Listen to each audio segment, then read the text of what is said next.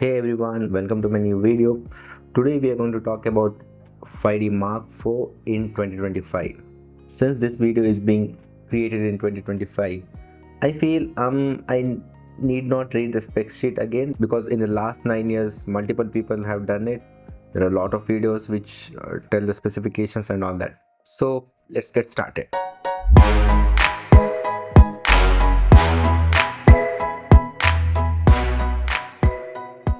So if you're watching this video now, searching, shall I buy 5D Mark IV in 2025? I don't think you are searching this to see if the camera is good or not. Obviously, this was a flagship Canon camera. It has got amazing colors, a nice 30 megapixel sensor. It has got a lot of lenses. The reason why you may be confused is because after this camera was launched in 2016, Canon has launched n number of newer cameras. So even if Canon has launched a lot of mirrorless cameras, there are certain things where they cannot defy physics. That is what makes DSLR still better in some aspects.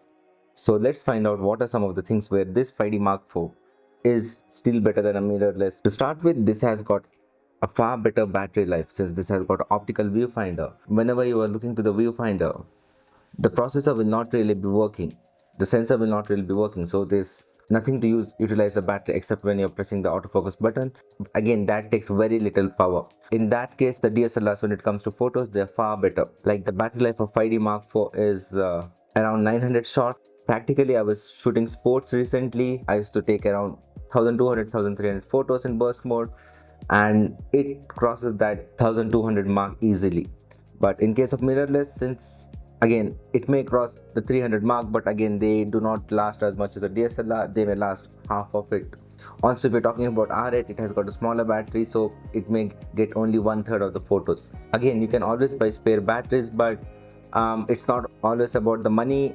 If you're carrying the batteries to a far away, if you're going on a trip and you're carrying those batteries, there are multiple things like you need to keep the batteries in a bag. Sometimes you just get confused like which battery you're charging, which battery you haven't charged. And also charging is also a hassle. Normally when I travel, I'll be tired by the time I reach my room, and Canon's original charger comes with only one battery slot. So in that case, I won't be like, I just plug in one battery and I sleep off, so the other two batteries will be uncharged. So in that case, I have to sit and individually swap the batteries, but again that won't happen because I'll be asleep by the time the first battery gets charged. The second thing which you need to consider is the build quality of the body. And whenever Canon designs a body, they ensure that there's a difference between 1 series, 5 series and 6 series cameras, because if they give the ruggedness and the robustness of a 1D series body into a 6 series camera, obviously the sales of the 1D series will be sabotaged. So it works something like this: the 1D series has the best weather sealing and shock absorbing bodies, then comes the 5D series, which is again a professional but not extremely rugged, and then comes the 60 series, which is kind of entry level full frame cameras from Canon. So if you're talking about the ruggedness of the body, let's say R8 has no weather sealing and all that as good as a 5D.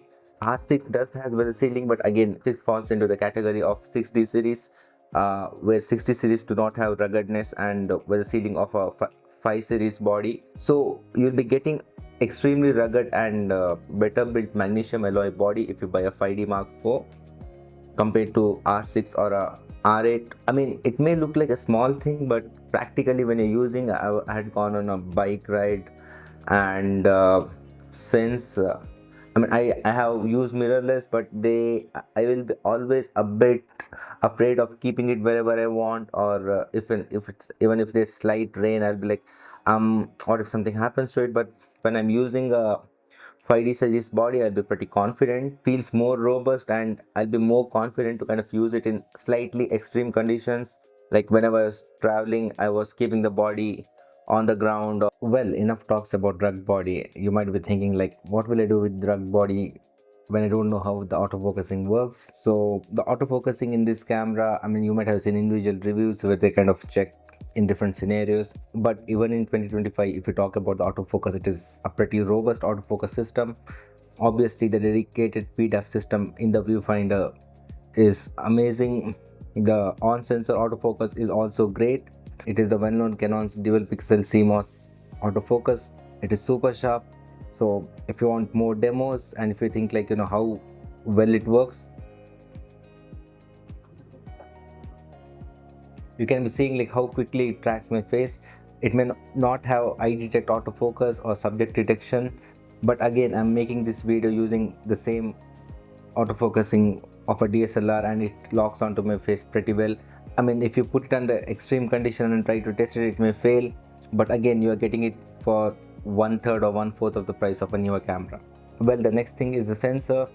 I mean, I did not want to repeat this, but again, I have to show you some image samples. It's a 30 megapixel sensor. It is one of the best sensors you can get, even though it's not something which I wanted to repeat, but again, from my point of view, this sensor is an amazing sensor. It has got all the perks of the Canon color science, and the raw files are amazing.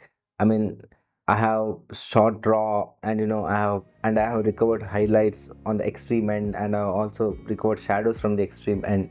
So I mean, just a shout out to the sensor, not a review, but it's amazing. And also something which is not talked so much about is the card slots. It has got a CF and a SD card slot. Compared to what the newer, you can always put a SD card which is quite cheap. You can always use a CF card which you will find relatively cheap in the used market. So that is one of the plus points. I mean, it may not come across like a big deal, but again, when you're buying this camera for, let's say, 30 to 35,000, which is around $500, you are getting something for, let's say, $10 to $15 or 1,000 to 1,500 rupees. But if you end up buying a newer camera, paying 1.5 lakh or something like R6 or R8, you should also realize that it's not just the camera cost, even the accessories which come with it are pretty expensive. And finally, coming to the main thing, the pricing. You may always think that what if I buy R6 Mark II, invest slightly higher, and then, or maybe buy a new R8 and then future proof it, and why shall I buy a older camera? I always look at it in this way. If I buy a 5D Mark IV today, I'll be paying, let's say, $500, 35,000 rupees. In my point of view, instead of buying a R6 for 90,000 or R6 Mark II for 1.5 lakh, or a R8 for around a lakh, if you buy a 5D Mark IV for, let's say, 35 to 40,000, you can buy two more lenses. You can buy something like a 24-105 and a 7200, or maybe 24-105 and a prime lens and ultra wide lens. Considering the fact that you're looking in a very budget friendly space, I feel that you are not willing to invest a lot on camera equipment, and it's not your bread and butter. In such cases, if you take a R6 or a R8 or something which costs more than a lakh, you will have to wait for quite a long, let's say 1 or 2 years, till you buy more lenses. So you will be losing out on 2 years of shooting. So if you buy a 5D Mark IV and invest that money on lenses, you will be shooting straight away. So if you're talking about your learning curve or the images you're getting, you will be much professional by the end of next 2 years. Whereas if you buy a mirrorless body and do not invest on lenses, you'll be still in the beginner stage, still waiting to buy your next lens by the end of 2 years. And after you buy those lenses, it will take you another 2 years to get more familiar with the lenses and get those pictures. So that would convert to 2 years learning curve into 4 years. So, and if you're thinking that I'll buy one of those mirrorless bodies and use the older EF lenses, I'm not telling that EF lenses are inferior and they're not good, but you will not be using the complete potential of the mirrorless body, because RF lenses have faster autofocus motors and all that to make full use of a RF body. So if you use a RF body with an EF lens, it will always be bottlenecked. So that is something you will always have to consider. But if you have the budget, there are quite a few reasons for you to go for a mirrorless. So one is the subject detection autofocus. One of the things that I observed is, since subject detect locks onto the subject, you can concentrate more on the framing. For example, if I am shooting with a DSLR, normally when I'm concentrating on moving the focus points onto the subject, my framing would have changed, and by the time I realized, I would have taken a couple of shots and the moment would have passed, and then I realized, oops, I was concentrating on focusing, I was just concentrating on the subject, but I was not looking at the wider framing. But in case you have a mirrorless, personally shooting, I feel that whenever I have subject detect autofocus, I end up framing much better, because I will not be concentrating on selecting the focus point or moving the focus point on subject, but I will be always concentrating on the framing, on the entire scene, and my camera will be doing the rest of the job, that is focusing the subject. And the other thing is that if you're carrying only the body in a RF system, they are pretty small, I mean, that is something which I can't take.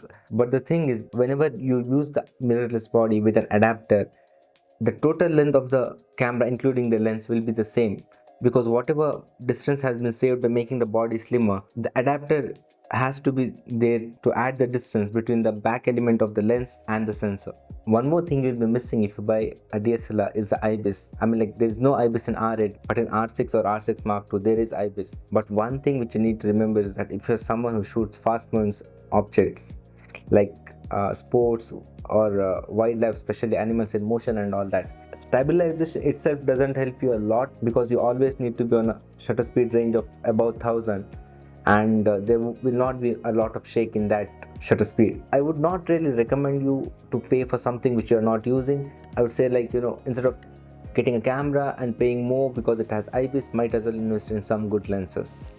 To sum it up, if you ask me, shall I buy a 5D Mark IV in 2025, I would say hell yeah. To just give an idea on how good the camera system is, I still use this today to shoot a football league. And shooting sports professionally needs a good body, and if this body can manage it, well and good. And also I have shot weddings with this recently. So if someone comes to me and asks, shall I buy a mirrorless camera or a 5D Mark IV, my opinion would be, go for a 5D Mark IV, buy it. It's a rugged body. You can thrash it around, nothing happens to it.